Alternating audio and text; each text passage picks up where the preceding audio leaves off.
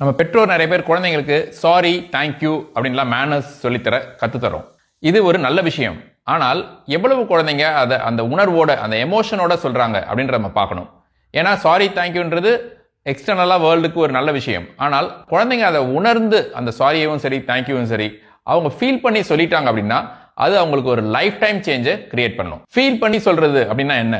இப்போ உதாரணத்துக்கு ஒரு தேங்க்யூ எடுத்துக்குவோம். இப்போ ஒரு ஹோட்டலில் போய் உட்காடுறோம், ஒரு ஃபுட்டு கொண்டு வந்து சர்வ் பண்ணுறாங்க, இல்லை நம்ம வீட்டிலேயே கூட அம்மா சர்வ் பண்ணுறாங்க, இல்லை யாருக்கும் ஒருத்தருக்கு நம்ம தேங்க்யூ சொல்கிறோம் ஃபுட்டுக்காக அப்படின்னா அந்த தேங்க்யூன்னு நம்ம சொன்ன உடனே அவங்க முகம் மலரும், ஓகே. பட் நம்ம எப்படி அதை தேங்க்யூ சொல்லணும் அப்படின்னா, இந்த ஃபுட்டு நமக்கு இப்போ கிடைக்கலன்னா நமக்கு என்ன பசி எப்படி இருந்திருக்கும், நமக்கு எப்படி ஒரு பாதிப்பு இருந்திருக்கும் அப்படின்னு நம்ம நினச்சி பார்த்தோம் ஒரு நிமிஷம் அப்படின்னா, அடடா இந்த ஃபுட்டு நமக்கு கிடைச்சதே சூப்பர், நம்ம பாக்கியம் அப்படின்னு ஒரு ஃபீலிங் வரும்.